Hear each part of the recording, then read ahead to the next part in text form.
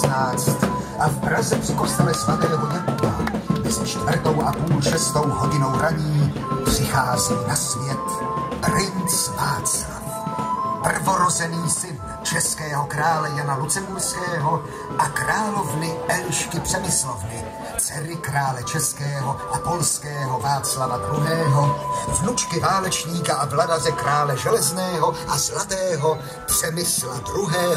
Otakara. Při vyzmování přijímá dle obyčeje po svém kmodru a strýci, samotném francouzském králi, jméno Karel. Na francouzském královském dvoře jest mladičkému Karlovi poskytnuto nejlepšího vzdělání a výchovy. Učí se číst i psát ve francouzštině, němčině i latině, aby se tak stal jedním z nejvzdělanějších vladařů Evropy.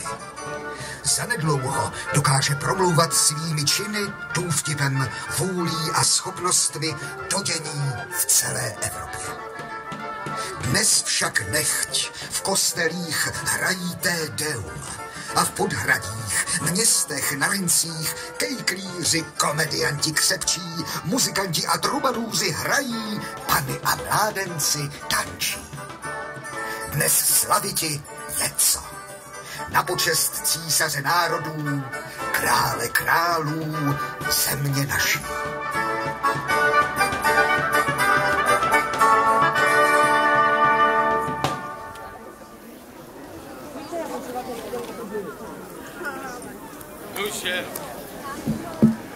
Nuže, pozdraveni buďte vy všichni, kteří jste v dobré vůli přišli zde, na to krásné místo, na toto nádherné místo, jehož lemuje krásná česká kotlina, k tomu zdvíhající se starý hrad, jenž mí předkové z boží vůle založili, by chránili vaši domovy, aby odrazili útoky všech nepřátel. Já, král, vladař, který jsem přišel zde mezi vás a který se dívá do vašich očí, jenž chcete uctít památku otců, našich všech, jenž založili tu zemi, ty, kteří tuto zemi obdělávali, a vás všech, kteří na této krásné zemi žijí.